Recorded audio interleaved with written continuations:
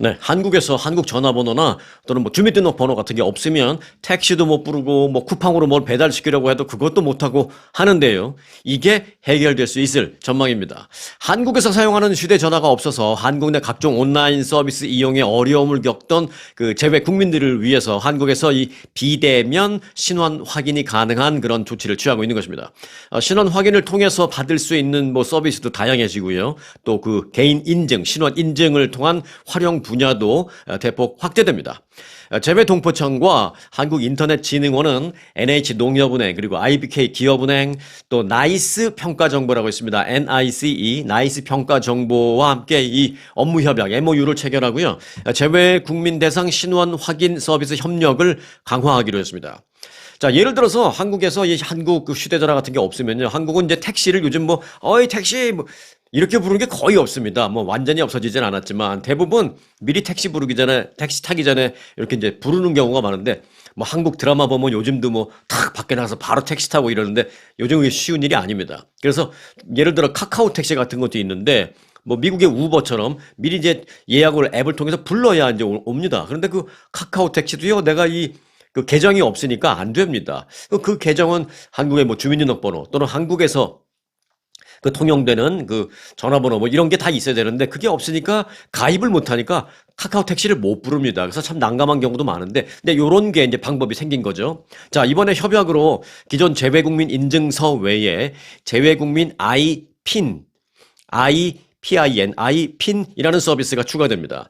NH농협과 IBK 기업은행의 그 인증서 발급 서비스도 올해 말부터 순차적으로 개시될 예정입니다. 자, 이제 그 재외 국민들은요, 본인의 명, 그러니까 재외 국민이라 하면 미국에 사시는 시민권자까지는 아직은 아니고 이제 시민권자를 제외한 모든 이제 한국 사람들을 이제 말하고 있는 건데 시민권자 되시는 분들은 나중에 또 있어요 방법이 그 좀 추후에 말씀드릴 테니까 잠깐 기다려 보시고요. 자, 재외 국민들은 본인 명의의 한국 내 휴대전화 없이도 전자정부, 금융 뭐 등등등 이런 거 다 이용할 수 있고 또 디지털 플랫폼 뭐 네이버를 이용한 여러 가지 등 또 뭐 온라인 쇼핑, 뭐 통신 서비스 가입하고 이런 것들 또 의료기관 진료나 예약, 병원 진료 한국에서 여러분들이 가서 나 검진 받을래 해서 여기서 무슨 패키지로 미리 해갖고 들어가시면 모를까 그냥 들어가서 혼자 가서 웹사이트 뭐 강동 경희병원 뭐 해서 뭐 들어가서 예약 못 합니다. 이 가입이 안 되니까. 자, 그런 것도 할 수 있고요. 또 학교 공부하는 원격 그 공부하는 것도 이제 할 수가 있습니다. 다양하게 이제 서비스도 확대되는데 각 기관은 이번 그 MOU를 통해서 이제 역할을 분담했습니다. 우선 재외동포청은 정책 수립, 그리고 정책 시행 뭐 이런 걸 맡고요. 그리고 한국인터넷진흥센터는 재외국민의 그 비대면 신원 확인 방법을 마련하기로 했습니다. 그리고 민간 사업자, 뭐 농협은행이나 기업은행 이런 데는 재외국민 대상 편리한 신원 확인 서비스 제공. 그러니까 그렇게 편리하게 신원을 확인해서 우리가 서비스를 제공하겠습니다. 이런 최전선에서 실무를 하겠다라는 다짐, 약속, 그걸 하겠다는 것입니다. 자, 재외동포 서비스 지원센터 측은 한국 내 휴대전화 없이는 신원 확인이 어려웠던 그 재외국민의 큰 불편사항을 해소하고 또 내국인 수준의 디지털 서비스를 제공할 수 있도록 앞으로도 지속적으로 노력하겠다라고 전했습니다. 아, 근데 여기까지 말씀드리니까 어떤 분들은 나 한국 갈때 근데 티모빌 같은 거는 한국에서도 뭐 된다고 하지만 뭐 그런 거, 미국에서 쓰던 거 가서 한국에서 쓰는 그런 거 말고요. 미국에서 쓰던 전화 갖고도 한국에서 미국하고도 할 수 있고 또 카톡이 있으니까 와이파이 되는 데 가서는 한국의 지인들에게 카톡 전화로 하면 되고 그래서 문제 없는 경우도 있지만 이제 그런 거는 이런 가입은 당연히 안 되고요. 또 그래서 전에는 왜 여기 미국에서 한국으로 출발할 때 이 한국 전화를 하나 이제 사갖고 그러니까 일종의 임시 한 2주 3주 정도 하는 거 또는 이제 한국에 가면 공항에도 또 이런 전화 빌려주는 데 있잖아요. 그런 거 그 전화 빌려갖고 2, 3주 쓰고 끝나고 난 다음에 이제 미국으로 돌아올 때 한국 인천공항에서 또 반납하고 이런 경우도 있잖아요. 근데 그런 전화는 사실은 가입이 안 됩니다. 왜? 엄밀히 말하면 흔히들 뭐 드라마에서 이제 범죄자들이 쓴다는 무슨 뭐 대포폰 이런 얘기 하잖아요.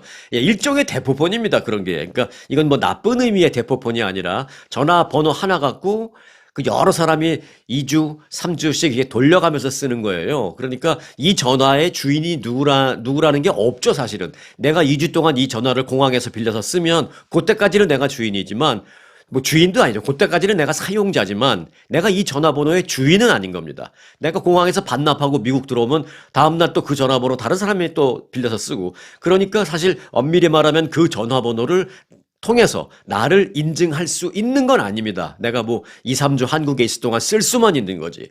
그래서 이제 그런 어려움이 있었는데 이제 이거를 아이핀 이라는 걸로 다 인증을 해주겠다라는 것입니다. 한국인터넷진흥원은 앞으로는 재외 국민이 국내 온라인 서비스를 이용하는데 불편함이 없도록 기술적인 지원을 아끼지 않겠다라고 밝혔습니다.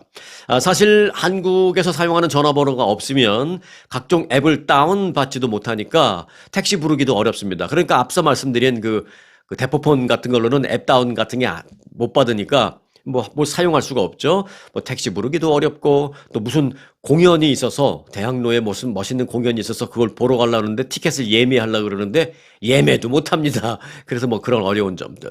한국 전화번호가 없다고 뭐 그런 어려움이 한국에 가서 이제 있는데 이제 재외 국민 인증서나 또는 재외 국민 그 아이핀 서비스를 통해서 이런 것들이 해결될 전망입니다.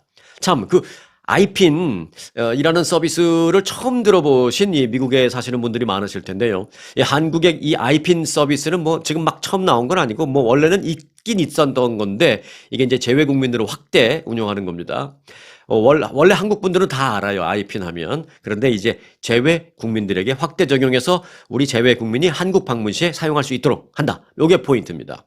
그러면 아이핀이라는 것은 뭐냐? 이제 풀어서 말씀드리면 인터내셔널이 아니라 인터넷 퍼스널 아이덴티피케이션 넘버. 그래서 이제 인터넷이라는 것은 이제 I라고 하고 퍼스널 아이덴티피케이션 넘버. 그래서 PIN. 이건 미국에서도 우리 흔히 말하는 핀 넘버 하는 게 이제 그거잖아요. 퍼스널 아이덴티피케이션 넘버. 그래서 한국에서는 거기다 I를 붙여서 PIN, 아이핀 그렇게 말합니다. 온라인에서 주민등록번호 대신에 사용할 수 있는 온라인 본인 확인 수단이다. 뭐 이렇게 보시면 되겠습니다. 과거에 많은 한국 웹사이트에서 주민등록번호를 사용해서 회원 가입이나 뭐 본인 확인용으로 이제 그렇게 수집을 했습니다만은 이는 이제 주민등록번호를 함부로 쓰는 게 이제 요즘은 세월이 하도 횡행하니까 흉흉하니까 좀 싫어하잖아요. 그래서 개인정보 유출 뭐 이런 것 때문에 뭐 지적을 많이 받았습니다. 그래서 인터넷 상에서만 사용할 수 있는 나만의 온라인 주민등록번호 뭐 아니면 나만의 온라인 상의 내 개인번호 뭐 이렇게 이해하시면 되겠습니다. 그걸 하나씩 다 가질 수 있다는 것입니다. 한국에 사실은 한국 국민들도 이 주민등록번호 넣기 싫어서 그 아이핀 넘버를 받아서 그걸로 활용하시는 분들도 많이 계십니다. 자, 그런데 이 아이핀을 받으려면 이 역시 처음에 주민등록번호를 이용해서 받아야 하기 때문에 이미 주민등록이 없어진 그런 분들, 미국에 오래 거주한 한인들의 경우에는 뭐 그림의 떡이었는데요. 이제 이걸 발급해준다라는 것입니다. 주민등록번호 없는데 어떻게? 네, 방법을 이제 만든 거죠, 한국에서. 발급받는 방법은 한국에 이걸 발급해주는 기관이 두 개인데요. 하나는 나이스 아이핀이라는 기관이고 또 하나는 공공 아이핀이라는 겁니다. 나이스 NIC, 나이스 아이핀 또는 공공 아이핀 이 둘 중에 아무거나 하나 선택해서 신청하시면 되고요. 신청에 필요한 거는 이름하고 주민등록번호가 아니라 이름하고 여권 정보만 있으면 됩니다. 자, 구글로 검색한 뒤에 어떻게 하는지 방법이 다 나옵니다. 구글에 가면 아이핀 받는 법 뭐 이러면 다 나와요. 앱을 다운받아서 간단하게 신청하면 됩니다. 자, 이 아이핀을 발급받아 놓으면 어떤 경우에 사용 가능한 건지 끝으로 그럼 간단히 다시 정리해 드립니다. 먼저 각종 민원을 온라인으로 신청할 때 좋습니다. 한국에서 뭐 주민등록등본, 뭐 가족관계 증명서 뭐 이런 거를 뜰 경우도 있거든요. 미국에 사시는 분들도 뭐 여러 가지 이유가 있죠. 네, 그런 거 할 때 직접 가지 않아도 온라인으로 신청하는데 온라인으로 신청하는 것도 이 개인 인증이 안 되면 못했는데 이 아이핀으로 나를 인증받아서 신청할 수 있다는 것입니다. 그래서 각종 서류 발급이나 또는 각종 웹사이트에 로그인 할 때에도 이것만 있으면 됩니다. 그리고 금융과 관련해서요. 은행 거래라든지 또는 온라인 계좌 조회 할 때도 사용할 수 있습니다. 또 한국에서 온라인 쇼핑할 때도 필요하고요. 또 한국에서 휴대전화를 아예 하나 내가 만들려고 신청할 때도 휴대전화 만들 때도 나를 인증해야지 휴대전화 번호 받을 거 아니에요. 그럴 때도 사용 가능하다라는 것입니다. 뿐만 아니라 병원 예약이나 뭐 진료, 조회 또 진료 예약 뭐 이런 것도 다 가능합니다. 또는 건강검진 예약 이런 것도 다 이것만 있으면 가능합니다. 요건 최근에 제 경험담인데요. 미국 내에 계시는 한 지인이 뭐 다음 달에 한국 갈 일이 있는데 한국 가서 병원 검진을 좀 받고 싶으시다라고 해서 한국에 좀 알아봐 주실 수 있느냐. 본인은 잘 모르겠다라고 해서 이제 그 한국의 여러 병원을 제가 검색한 다음에 뭐 이제 예약을 좀 대신 해드리려고 좀 알아봐서 괜찮은 걸 하나 찾아서 이제 예약을 해드리려고 했는데 이게 안 되더라고요. 왜? 로그인을 해야만 예약이 가능한데 로그인 자체가 안 돼요. 왜? 회원 가입하려면 나를 또 인증해야 되는데 거기다 뭐 이름 넣어라, 주소 넣어라, 전화번호 넣어라. 네, 뭐 이런 거. 전화번호에서 이제 많이 걸리죠. 한국에서 사용하는 전화번호가 없으니까. 그러나 이제 이 IPN이 있으면 그 주민등록번호 대신에 IPN을 넣으면 뭐 다 할 수 있다라는 것입니다. 연락은 전화 대신에 이메일로 받겠다라고 하면 되고요. 그런저런 것이 이제 해결된다라는 것입니다. 자, 이럴 때 우리 재외 국민에게 필요한 게 바로 이제 IPN이라는 겁니다. 한국의 IPN 서비스는 아직 뭐 한국 가실 일 없으면 뭐 지금 뭐 받으실 필요는 없고요. 그냥 기억해 놓고만 계시다가 한국 갈 일이 생기면 또는 주변의 지인 중에 누가 한국 갈 일이 있는데 필요한 상황이라면 그때 이제 받으시면 된다. 뭐 이렇게 생각하시면 되겠습니다. 일단 시민권자까지는 아니고요. 앞서 말씀드렸다시피 시민권자를 제외한 한국 국민, 제외 국민인데 사실 이 IPN 외에도요, 인증 방법이 사실 몇 개 더 있기는 합니다. 네. 그리고 시민권자는 그러면 어떻게 해야 되느냐라는 생각도 할 수 있는데, 뭐, 그것도 방법이 없지는 않습니다. 시민권자도. 네. 이런 내용은 이게 너무 좀 방대하고 길기 때문에 추후에 좀 더 이제 따로 그 부분은 따로 제가 좀 만들어서 여러분들에게 전해드리도록 하겠습니다. 그러니까 구독해 놓으시고 함께 하시기 바라겠습니다.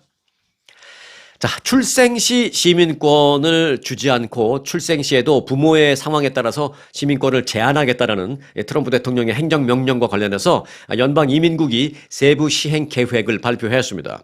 이번 시행 계획에 따르면 앞으로 미국에서 태어난 아이는 출생증명서만으로는 시민권을 인정받을 수 없으며, 즉 태어났다는 것만 갖고는 시민권을 받을 수 없으며 부모 중에 최소한 한 명이 미국 시민권자이거나 합법 체류 신분을 갖추고 있었어야만 한다는 것입니다. 그래서 그래야만 뭐 여권이나 소셜 넘버, 연방 혜택 등도 신청할 자격이 그래야만 주겠다라는 것입니다. 부모 중에 한 명이 시민권자여야만 된다는 것이죠. 이는 그 출생지에 의한 자동 시민권에서 부모의 자격을 기반으로 시민권을 신생아에게도 그렇게 해서 주겠다라는 어떤 구조적인 대변환을 시사하는 것입니다. 자, 출생 등록 단계에서부터 부모의 신분을 확인하고 그 요건을 충족하지 못할 경우에 시민권 관련 서류 발급을 제한할 방침입니다. 이로 인해서 부모의 체류 자격이 불분명하거나 적격하지 않은 경우에 자녀가 자칫 잘못하면은 미국 시민권도 못 받고, 또 한국은 한국대로 뭐 미국 온 지가 뭐 오래돼서 부모가 뭐 부모 자체도 주민등록이 한국에서 이제 없어지시는 경우가 있죠. 그런데 미국에서는 여전히 불체 신분인 경우도 있고, 막 20년씩 불체 신분으로 사신 분도 계시고, 뭐 이런 경우에는 그 자녀가 미국에서 미국 시민권을 못 받으면 그야말로 무국적자가 될 수 있습니다. 그런 상황이 될 가능성도 충분히 있다라는 것입니다. 다만 이제 뭐 몇 가지 예외 조항이 있는데요. 뭐 외교관 자녀라든지 난민이나 망명자로 부모가 인정을 받은 그 자녀, 뭐 이런 경우에 대해서는 뭐 예외를 적용하겠다라는 것입니다. 현재로서는 해당 행정명령이 시행되기까지는 뭐 한 여러 차례의 그 연방 법원 판결을 넘어야 합니다. 지금 당장 내일부터 실시되는 건 아니고요. 그래서 전국적인 시행, 전국적인 효력 여부 역시 좀 법적인 판단을 기다려 봐야 하는 그런 상황입니다. 하지만 우리가 전혀 모르고 있다가 갑자기 법적인 판결이 딱 떨어졌는데 그때 가서 알면은 너무 늦으니까 뭐 미리미리 알아둘 필요가 있는 매우 민감하고 중요한 거라서 지금 일단 법적인 절차가 진행 중에 있음에도 불구하고 지금 이런 내용이 지금 법적 심판을 기다리고 있다. 이 말씀을 제가 드리는 것입니다. 연방정부 기관들이 관련된 매뉴얼 개정을 사실은 이 법적인 지금 심사를 기다리고 있는 그런 상황임에도 불구하고 연방 정부는 뭐 법원에서 오케이 판결을 받는다라는 전제하에 지금 그 개정안을 이미 상당히 준비하고 있습니다. 또 신원 검증 절차, 그러니까 병원에서 태어날 거 아니에요, 신생아가. 그럼 병원에서부터 신생아를 태어날 때 출생 증명은 당연히 이제 병원에서 인정을 해줄 테니까 그걸 갖고 그러면 병원하고 이민국하고 연결할 것이냐? 아니면은 병원에선 단순히 아이가 태어났다는 것만 인정을 해주고 그 증서만 주고 그걸 들고 뭐 어딜 가서 다른 데서 해야 되느냐. 요런 어떤 절차적인 방법, 요런 그 절차적인 신원 검증 방법, 이런 거를 지금 연방정부에서는 거의 다 지금 준비해 놓고 있다라는 것입니다. 판결이 떨어질 걸 대비해서. 그런 사실만으로도, 그렇게 연방정부가 이미 상당히 많이 준비해 놓고 있다는 그 사실만으로도 우리 이민자 가정과 그들의 자녀 또는 고용주도 마찬가지입니다. 또 공공기관 전반에 걸쳐서 상당히 긴장감이 고조되고 있는 그런 상황입니다. 자, 뭐 잘 아시겠습니다만은 한국과 미국 간의 관세 협상 타결됐죠? 네. 3,500억 달러 투자에 15% 관세. 그리고 이제 일본은 5,500억 달러 투자에 역시 15% 관세. 숫자상으로 본다면 일본이 더 많은 투자액을 합의했지만 경제 규모 면을 좀 비교해서 본다면 뭐 어찌 보면 좀 비슷비슷한 뭐 그런 합의다. 뭐 이렇게 볼 수가 있겠습니다. 일단 한국 내에서는 트럼프 대통령을 상대로 선방했다라는 그런 반응이 나오고 있습니다. 잘했다, 뭐 잘 못했다. 지금 그런 평가를 제가 얘기하려는 건 지금 아니고요. 예, 그런 협상하는 과정에 있어서 참 재미있는 비하인드 스토리도 많이 있었다라는 얘기. 그래서 협상 과정에서 있었던 비하인드 스토리 몇 개만 좀 여러분들에게 전해드리려고 합니다. 그러면은 뭐 그 비하인드 스토리니까 조금 재미도 있을 겁니다만은, 아하, 이 국가 대 국가 간의 어떤 협상이라는 게 뭐 굉장히 그 거창해 보이고 또 굉장히 멋있어 보이고 뭐 그런 것도 있지만 또 한편으로는 좀 굉장히 우스워 보이기도 하고 좀 기발한 아이디어도 또 때로는 필요하구나. 뭐 이럴 수도 있구나. 뭐 이런 여러 가지 생각을 할 수 있는 그런 게 몇 개 있어서 간단하게 소개해 드리려고 합니다. 자, 비하인드 스토리 몇 가지 전합니다. 협상단은요, 지난 23일, 그러니까 한국 협상단은 지난 23일 미국으로 날아왔습니다. 이들은 도착 직후에 하워드 러트닉 상무장관, 그리고 제이미슨 그리어 미국 무역 대표부 대표와 워싱턴 DC에서 바로 이제 첫 만남을 가졌습니다. 그 첫 만남에 한국 협상팀은 그냥 뭐 공책 하나, 노트 수첩 하나, 아니면 뭐 노트북 컴퓨터 하나, 뭐 조그만 가방 하나 들고 덜렁덜렁 가지 않았습니다. 이 정말 한국에서는 최고위 공직자들 아니에요. 기라성 같은 고위 공직자들이고 참 공부들도 많이 하신 그런 사람인데 나이들도 뭐 다 50, 60 넘은 사람들인데 이 협상팀 대표단이 협상하러 갈 때 그냥 조그만 가방 들고 간 게 아니라 커다란 패널을 이 사람들이 들고 갔습니다. 그 기라성 같은 고위 공직자들이. 가로 1m, 세로 1m 그런 커다란 자체 제작한 그런 패널을 들고 갔습니다. 패널판. 여기에는 협상단이 한미 간의 조선 협력 프로그램인 그 마스가 프로젝트라고 제가 말씀드렸죠. 그 마스가 프로젝트가 어떻게 미국의 조선업을 부흥시켜 줄 수 있는지를 쓴 내용. 그러니까 마스가라는 거는 아시죠? 이제 마가 make America Great Again. 거기다가 MA에다가 중간에 S를 넣은 거예요. Make American Shipbuilding Great Again. 그러니까 shipbuilding은 조선업을 말하잖아요. 그러니까 미국의 조선업을 다시 위대하게 뭐 이런 겁니다. 근데 그거를 미국도 알아요. 한국이 도와줘야만 된다는 걸. 그래서 그 마스가 프로젝트를 한국이 어떻게 도와주면 미국이 부흥될 수 있는지에 대한 내용. 그리고 또 하나, 양국이 서둘러서 빨리 좋은 합의를 이루어낼 경우에 양국이 갖게 될 어떤 이점, 윈윈 이점은 어떤 것들이 있는지 이런 거를 1m, 1m 되는 그 판넬에다가 자세하게 간단 명료하게 딱 써놓아서 그걸 들고 간 겁니다. 회의가 끝난 후에 그걸 보고 이제 회의를 했죠. 회의가 끝난 후에 미국 측은 이 그 커다란 패널을 가리키면서 오늘 우리가 좋은 회의를 하는 데 있어서 이 1m짜리 패널, 이 패널이 아주 큰 기여를 했다라고 극찬을 했다고 합니다. 그러면서 그 러트닉 상무장관도 아주 호탕하게 웃으면서 굉장히 좋아했다는 후문이에요. 그러면서 하는 말이 바로 이거다. 바로 이거다. 트럼프 대통령이 바로 이런 걸 좋아한다라는 그 얘기까지 해줬다라는 것입니다. 한국의 김정관 산업통상부 장관은 러트닉 장관이 이를 굉장히 높이 평가했고 그리고 그 자리에서 곧바로 다음 만남까지 아예 약속을 했다라고 했습니다. 그러면서 하는 말이 트럼프 대통령이 이런 걸 좋아하니까 트럼프 대통령을 만날 때도 이런 걸 좀 준비해와라. 그리고 다음에는 요거보다 조금만 더 작게 그리고 조금만 더 심플하게 일목요연하게 라고 아주 아이디어까지 팁까지 러트닉 장관이 한국 대표단한테 줬다는 거예요. 그 도움을 준 거죠. 어떻게 보면.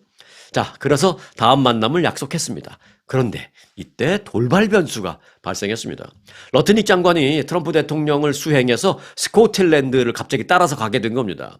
그 협상단은 그러면 러트니 장관이 갔다 올 때까지 워싱턴 DC에서 계속 있으면서 그를 기다릴지 아니면 스코틀랜드로 따라가서 거기서도 좀 만남을 가질지 고민을 한 끝에 기다리는 게 뭐 안 된다. 우리도 따라가자 해서 러트니 장관에게 우리도 당신을 따라서 스코틀랜드로 가겠습니다. 거기서라도 다만 1시간이라도 시간이 될 때 우리를 만나서 미팅 계속 합시다. 라고 그랬답니다. 그랬더니 또 러트니 장관이 하는 말이 바로 이겁니다.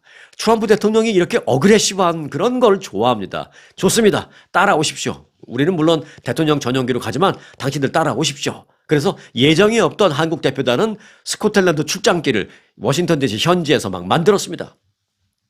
협상단은 러트닉 장관에게 당신들이 괜찮다면 우리가 스코틀랜드로 따라가서 회의를 하고 싶은데 시간을 좀 내주실 수 있겠습니까? 했더니 러트닉 장관에게 호탕하게 좋다고 따라오라고 이제 했다는 것이죠. 그래서 이제 갑자기 거기서 비행기표를 끊어서 스코틀랜드로 따라갔습니다. 한국 대표단이. 그래서 현지에서 한 번만 회의한 것도 아니에요. 스코틀랜드에서 사실은 미국 워싱턴 DC에서 했던 내용보다도 더 충분한 깊이 있는 회의를 거기서 할 수 있었답니다. 거기서 워싱턴 DC에서 한 번 만났는데 스코틀랜드 따라가서 거기서 2번 만나서 2번 미팅을 했답니다. 그래서 그 과정에서 오히려 물론 그 후에 이제 미국 와서 마지막 마무리를 했지만 오히려 거기서 미국에서 마무리하기 너무 좋게 깊이 있는 진지한 그런 회의를 상당히 진전시켰다는 것입니다. 제3국 스코틀랜드 가서요. 자, 협상 과정에서 이제 이렇게 웃지 못할 뭐 그런 비하인드 스토리도 있고요. 그리고 뭐 난관이 왜 없었겠습니까? 난관도 적지 않았다는 후문입니다. 특히 미국이 요구한 그 농축산물 시장 개방 요구, 이것 때문에 그걸 방어하기가 쉽지 않았다라는 것입니다. 농축산물이면 예를 들어서 뭐 농산물이라면 대표적인 게 쌀이죠. 이 쌀 시장을 개방하라고 미국에서 요구를 굉장히 강력하게 했는데 이 쌀이라는 것은 사실은 한국의 쌀 농산이 있는 그분들이나 그 업계를 보호한다는 차원도 있지만 꼭 그것만 떠나서 한국의 어떤 오랜 역사적인 이런 여러 가지를 봤을 때 어떤 상징적인 품목이잖아요. 그래서 그 쌀 시장을 개방한다라는 것은 한국으로서는 상당히 민감한 부분이에요. 그리고 축산물은 뭐냐면 이제 소고기인데 소고기 시장 한국이 이제 미국 소고기 수입 많이 하죠. 그런데 문제는 뭐냐면 30개월 돼지 30개월 그 이하의 소고기만 수입하는데 그거를 다 그냥 오픈하라라는 것이죠. 30개월이고 60개월이고 그냥 미국에서 보내는 거 아무거나 수입하게 좀 오픈해 뭐 이거 두 가지를 강력하게 미국에서 압박을 넣었다는 겁니다. 그 상황에서 사실은 나중에 알려진 얘기입니다만은 미국 측과 한국 측에 고성까지 오갔답니다. 쌀하고 소고기 때문에. 그 강력하게 미국이 요구를 했는데 이 요구가 계속되면서 미국이 언성까지 높이자 결국 이 한국의 협상단은 또 히든 카드를 꺼내들었습니다. 네. 미리 준비해간 과거 그 광우병 시위 사진을 제시했습니다. 2008년도인가요? 한국에서 이제 광우병 시위 어마어마하게 광화문에서 커졌잖아요. 뭐 100만 병이 나왔다는 얘기도 있고 그런데 그 광화문에서 열렸던 광우병 시위 그 사진을 제시했습니다. 뭐 사진 한 장만 딸랑 가져가서 이렇게 보여준 게 아니라 광화문에서 엄청나게 모인 그 많은 국민들이 정말 목숨 걸고 외치는 미국 소고기 반대 등을 구호를 외치는 그 시위 사진을 한 20여 장 정도 모아서 아예 탁 앨범을 만들어서 러트니 장관에게 보여줬습니다. 러트니 장관은 이게 뭐냐고 그랬더니 이게 과거에 이 한국에서 그 미국 소고기 광우병 걸린 소고기 먹으면 큰일 난다고 막 물론 이제 나중에 이게 뭐 정확한 정보는 아닌 걸로 뭐 판명은 났습니다만 여하튼 이런 일이 있었다. 한번 봐라 했더니 러트니 상무장관이 이 앨범을 받아들고 한 장 한 장 유심히 들여다 봤다라는 것입니다. 그러더니 그렇게 언성이 높아졌던 커져 있던 목소리를 좀 낮추면서 한국을 이해하기 시작했다라는 것입니다. 자칫 30개월 이상까지도 다 오픈해 라고 했다가 아예 또 한국에서 그런 둘불처럼 퍼지는 시위가 발생하면 아예 30개월이고 뭐고 그냥 미국산 소고기 아예 안 먹어버리면 그야말로 불매운동이 일어나 버리면 지금까지 팔던 것도 못 팔지도 모르겠다라는 무언의 압력을 주는 이 앨범이었어요. 그러니까 러트니 상무장관이 사진 보고 알아들은 거죠. 무슨 얘기하는 건지. 그만큼 이제 농축산물 시장 개방은 한국의 정서적, 정치적, 사회적으로 아주 민감하다라는 점이 이제 그 앨범 사진 20여 장 갖고 통했다라는 것입니다. 그런데 이제 이런 방법은 산업부에 입사한 지 얼마 안 된 한 젊은 인턴의 아이디어였던 것으로 또 밝혀졌습니다. 이런 부분도 재미있는 부분이죠. 당시 이제 미국이 압박했던 포인트는 전 세계에서 30개월 이하의, 그러니까 미국이 이런 식으로 얘기했어요. 자, 한국 당신들, 전 세계에서 미국의 소고기 중에서 30개월 이하 된 소고기만 수입하는 나라는 당신네들하고 딱 3개 나라밖에 안 돼. 그게 말이 되냐. 우리 나머지 다 2나라도 다 우리가 철폐시킬 거야. 라고 강력하게 압박을 넣었다는 것입니다. 그런데 한국은 뭐라 그랬냐면요. 거기다가. 물론 사진 앨범도 앨범이지만 한국은 또 논리적으로 뭐라고 했느냐. 어찌됐든 당신네 미국 소고기를 세계에서 가장 많이 수입하는 나라는 우리 한국 아니냐. 이렇게 얘기했습니다. 둘 다 맞는 얘기예요. 이 30개월 이하 되는 미국 소고기만 수입하는 게 한국, 그것도 맞는 얘기고요. 그러거나 저러거나 어찌됐든 미국산 소고기를 세계에서 가장 많이 수입하는 나라 사우스 코리아, 이것도 맞는 말입니다. 어찌됐든 지금 우리가 세계에서 가장 많이 수입하는 나라인데 뭘 더 바래. 자칫하다간 아예 이것도 불매운동 벌어질 수 있어 라고 한국을 한국대로 뭐 아주 압박은 아니지만 강하게 받아칠 수 있는 논리를 다 갖고 갔다라는 것이죠. 협상할 때. 그래서 아주 팽팽한 대립이 있었는데 그 팽팽한 대립 사이에서 그래도 결정적으로 이걸 마무리를 지어준 게 그 인턴 젊은 사원이 아이디어를 냈던 광우병 시위 사진 20장이 들어있던 그 앨범이었습니다. 그 광우병 시위 사진이 결국은 한국을 판정승으로 이끌었습니다. 그래서 30개월 이하만 수입하는 건 그대로 오케이. 그리고 쌀 시장 오픈 안 한다. 오케이. 다 그냥 그렇게 받았다라는 비하인드 스토리입니다.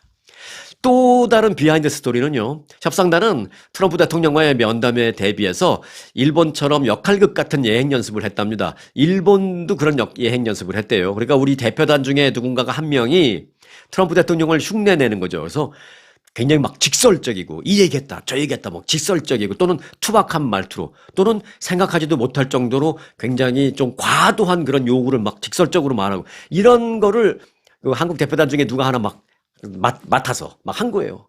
그 예행 연습을 한 겁니다. 그래서 이제 조금 익숙하게 자신들을 만들어 놓고 협상단에 갔다. 뭐 이런 비하인드 스토리도 있습니다. 자, 어찌됐든 그래서 드디어 스코틀랜드에서 미국으로 다 돌아왔습니다. 돌아와서는 드디어 자, 회의를 우리가 러트닉 상무장관하고는 상당히 진전시켜놨는데 그 지금 뭐예요? 결국은 트럼프 대통령과 마무리를 지어야 되는 거 아니겠습니까? 아, 트럼프 대통령과 언제 만날 수 있을까? 그럼 만나면 잘 될까? 이제 긴장 속에 워싱턴 DC에서 기다리고 있는데 드디어 트럼프 대통령이 SNS에 글을 올립니다. 한국과의 그 관세 협상이 곧 마무리될 것 같다 올렸습니다. 그 SNS를 한국 대표단이 보면서 드디어 올 게 왔구나 라고 했습니다. 드디어 전화가 옵니다. 내일 들어오십시오. 백악관으로. 그래서 결국 드디어 한국 대표단은 백악관에 들어갔습니다. 백악관에 들어가서 트럼프 대통령과 40분 정도 만났다라는 것입니다. 대화는 뭐 여러분들 예상 다 하시다시피 트럼프 대통령이 거의 다 주도했다라고 합니다. 그러면서 무슨 말을 트럼프 대통령이 했냐면 나는 보통 이런 관세 협상할 때 대통령이나 국무총리급이 나한테 오지 않으면 내가 직접 나서서 협상을 하지는 않는데 한국의 경우에는 대통령이나 국무총리가 아니라 장관급, 강력급이 왔음에도 불구하고 내가 직접 참석해서 직접 협상을 하고 있지 않느냐. 이건 그만큼 내가 한국을 존중하고 중요시한다라는 반증이다. 이런 말을 했다라는 것입니다. 뭐 물론 기분 좋게 해주려고 뭐 정치적인 그런 수사를 할 수도 있습니다만은 뭐 거짓말은 아닙니다. 여하튼. 자, 실제로 트럼프 대통령은 그리고 그 일본하고의 그리고 특히 이제 일본, 유럽연합 이때는 뭐 좀 트럼프 대통령이 좀 막 한 점도 있어요. 특히 일본하고 그 협상할 때는요. 이만한 합의서에 4천억 달러 투자한다라고 이미 그 중간 강력급이 다 합의를 해서 그걸 트럼프 대통령한테 올린 겁니다. 그러니까 트럼프 대통령이 그걸 딱 보고 4천억 원? 에이, 너무 적어. 쓱쓱쓱 지우고 5,500억 달러. 억 원이라고 적은 제가 좀 아까 그랬나요? 4천억 원이라고 그랬나요? 아닙니다. 원과 달러는 뭐 1,400배 차이가 나는데, 예, 4천억 달러 투자? 안 돼. 너무 적어. 찍찍찍. 5,500억 달러라고 트럼프 대통령이 그 자리에서 막 손으로 지워버리고 고치는 이런 것도 했거든요. 사실 그게 그 국가 대 국가 간에서 보면 상당히 좀 무례하게 느껴질 수도 있는데 그럼에도 불구하고 이제 그런 일이 있었던 건 사실입니다. 하지만 한국과의 대화를 하고 그럴 때는 뭐 펜으로 합의문을 쓱쓱 지우거나 고치는 그런 모습은 보이지 않았다라는 것입니다. 그럼 뭐 한국이 가져간 거 트럼프 대통령이 아 그래 뭐 마음에 들어 이렇게 하자라고 한 건 아니고요. 한국이 가져간 안은 3,500억 달러 투자보다는 좀 더 낮은 그런 액수였는데 트럼프 대통령이 그냥 말로 막 쓱쓱 지우는 건 안 했고요. 그냥 말로 요거보다는 조금 올리자. 그래서 한국도 그럽시다 해서 3,500억 달러로 구두로 해서 그렇게 합의가 됐다라는 요것도 이제 비하인드 스토리 후문입니다. 자, 트럼프 대통령이 한국은 그래도 막무가내로 대하지 않았다는 그것만으로도 안도하는 그런 분위기. 그래서 이제 나름대로 선방했다라는 평가를 받고 한국 대표단은 지금 다 한국으로 지금 들어가 있는 상태죠. 자, 아무튼 이런 비하인드 스토리를 뒤로 하고요. 이제는 다른 걸 준비해야 됩니다. 뭐냐? 한국 대표단이 다 한국으로 들어가기도 전일 거예요. 아마 이 협상이 다 됐다라는 그날 오후에 트럼프 대통령은 한국 대표단하고 이렇게 엄지척하는 사진 한 10명 정도 같이 쫙 서서 이렇게 엄지척하는 트럼프 대통령도 이렇게 하고 사진을 찍은 걸 SNS에 올렸고요. 그리고 돌아서서 SNS 글을 뭐라고 올렸냐면 이제 약 한 2주 후에 이재명 사우스 코리아의 대통령이 미국으로 올 것이다 라고 SNS 글을 올렸습니다. 한미 정상회담을 하자라는 그런 얘기죠. 그걸 이제 트럼프 대통령이 먼저 미리 예고한 것입니다. 자, 이제 한국은 한미 정상회담을 서둘러서 준비해야 하는 그런 상황입니다. 비하인드 스토리를 말씀드렸고요. 자, 이번에는 비하인드 스토리는 아니고 그냥 팩트 뉴스를 말씀드리겠는데 백악관으로 한번 가보겠습니다. 백악관에요. 지금까지는 없던 새로운 대형 볼룸이 건축됩니다. 뭐 한국식으로 표현한다면 한국의 청와대는 그런 게 있죠. 영빈관이라고 하기도 하고 또 어쩜 대연회장 뭐 이렇게 표현할 수 있죠. 대형 볼룸 신축됩니다. 650명을 수용할 수 있는 약 10만 스퀘어 피트 규모의 대형 연회장 건설이 다음 달에 시작이 됩니다. 9월 달에. 트럼프 대통령은 이 계획을 수립하기 위해서 최근에 몇 주간 여러 차례 회의도 했고요. 또 건축사무소 등의 선정도 다 마무리했다라고 밝혔습니다. 이 대형 연회장은 백악관 방문자 출입구와 영부인 사무실 등이 이렇게 있는 그 이스트 윙이라고 있어요. 백악관에 이스트 윙, 웨스트 윙이 있는데 이스트 윙 그 자리 쪽에 건설될 것으로 알려졌습니다. 본관과는 별도의 건물에 이제 만들어질 예정입니다. 백악관 대변인은 건설은 트럼프 대통령의 임기가 종료되기 전까지 완료될 예정이다 라면서 트럼프 대통령과 다른 기부자들이 2억 달러 정도 규모의 자금을 내서 건설 자금이 충당될 것이다 이렇게 말했습니다. 트럼프 대통령도 돈 좀 내고 다른 기부자들도 돈 좀 내고 이렇게 해서 만들겠다라고 했는데 자, 뭐 과연 어떤 기부자들이 돈을 낼지 그리고 트럼프 대통령이 낸다면 과연 얼마를 낼지 저는 개인적으로 그것도 궁금해요. 현직 대통령이 영빈관 짓는다고 돈을 낸다? 그런 예가 없지만 그래서 실제로 낼까라는 것도 조금 I doubt it 그렇지만 뭐 내신다면 얼마를 낼지 how much 그 액수도 개인적으로 궁금하긴 합니다만은 일단 다음 달에 착공하기로 했으니까 그 숫자적인 부분은 조만간 금방 나와서 공개될 것으로 생각되고 있습니다. 나오면 또 바로 말씀드리도록 하겠습니다. 자, 한국을 방문했다가 미국으로 돌아오는 길에 샌프란시스코 공항에 억류된 한인 영주권 소지자 김태흥 씨 소식은 뭐 이미 다 전해드렸고요. 그 어머니가 지금 아주 뭐 잠을 못 자고 밥도 못 먹고 그래서 커뮤니티에 좀 호소를 하고 있습니다. 아들이 좀 풀려날 수 있도록 좀 도와주세요. 김 씨의 모친 샤론 리 씨는 하늘이 무너지고 땅이 꺼지는 것 같은 기분이다라면서 말로 표현하기가 어렵다라고 말했습니다. 그는 김태흥 씨가 구금된 사실을 알게 된 것은 처음엔 몰랐다고 합니다. 그런데 한국에서 거꾸로 작은 아들이 전화와서 형이 공항에서 이민국 사무실에 들어갔다는 데까지만 나도 형한테 전화 받았는데 그 뒤로는 연락을 못 받았어요. 한국에서는 어머니는 뭐 연락 못 받았어요? 이런 전화가 왔답니다. 근데 그 어머니는 그때까지도 아무것도 뭐? 그런 일이 있었어? 난 네 형한테 아무것도 전화 못 받았는데 이래서 알게 됐다라는 것입니다. 당국에서 가족들에게 아무런 연락을 안 했다라는 반증이죠. 그 김태웅 씨의 변호인은 김 씨가 샌프란시스코 공항에서 일주일 넘게 구금돼 있다가 최근에 애리조나주에 있는 이민 단속국 시설로 이송돼서 현재는 그곳에 있는 것으로 알려졌답니다. 그곳에서 다음 단계는 추방으로 이어질 가능성이 이제 매우 높은데 일단 답답한 건 그 애리조나 그 구금 시설로 간 이후에는 그 변호사와도 그 연락이 전혀 되지 않고 있다라는 것입니다. 그래서 이제 이 부분과 관련해서 아니 추방이고 뭐고 다 좋은데 어떻게 이렇게 인권을 유린할 수 있느냐 뭐 이런 부분에 대해서 지금 우리 한인 커뮤니티가 상당히 문제를 제기하고 있는 것도 사실입니다. 아마 뭐 소송 문제라든지 커뮤니티 차원에서 어떤 그 뭐 대응 또는 뭐 잘못된 게 분명히 있는데 그걸 뭐 봐주세요. 그런 건 아니고 도대체 무슨 문제냐 좀 알아야 되겠다는 그 파악하려고 하는 지금 움직임이 있으니까 아마 좀 내용이 나올 겁니다. 도대체 뭐 때문에 이분이 지금 이렇게 구금되어 있는지, 죄가 있다면 있는지 없는지, 있다면 뭔지 등등 조만간 다음 주에는 아마 나올 것 같습니다. 또 나오면 또 여러분들에게 전해드리겠습니다. 자, 교황청이요, 오늘부터 바티칸 성 베드로 대성전에서 한국어 오디오 가이드를 제공합니다.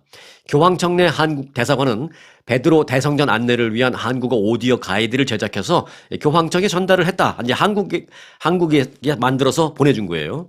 이 오디오 가이드는 근데 교황청 대성전을 그 관광이라고 표현하면 좀 그런가요? 이렇게 좀 견학, 오케이, 예, 그걸 다닐 때 요걸 끼고 다니면 되는 거죠. 그러면 한국 사람은 채널 몇 번 딱 누르면 한국말로 쫙 설명이 나오는 겁니다. 그런데 그거는 누구 목소리로 그 설명이 나오느냐? 예, 제 목소리는 아니고요. 여러분들이 저보다 훨씬 더 좋아하실 영화배우 차승원 씨의 목소리를 만들어서 그 바티칸 대성전 그 견학 다닐 때 요걸 딱 끼면 차승원 씨가 이렇게 다 설명을 해주는 걸 들을 수 있습니다. 한국어로. 그래서 한국어 오디오 가이드는 바티칸 박물관에서는 이미 제공돼서 시행되고 있습니다만은 바티칸 대성전에서 이게 시행되는 것은 이번이 처음입니다. 이 교황청 측은 한국어 오디오 가이드를 통해서 한국인 신자들과 순례자들이 이 성 베드로 대성전을 더욱 풍부하고 깊이 있게 체험할 수 있기를 바랍니다. 라고 메시지를 올렸습니다. 네, 끝소식입니다. 31년 전에 냉동시킨 31년 전에 냉동된 배아를 기증받아서 최근에 아기를 출산한 미국인 부부가 있어서 화제를 낳고 있습니다.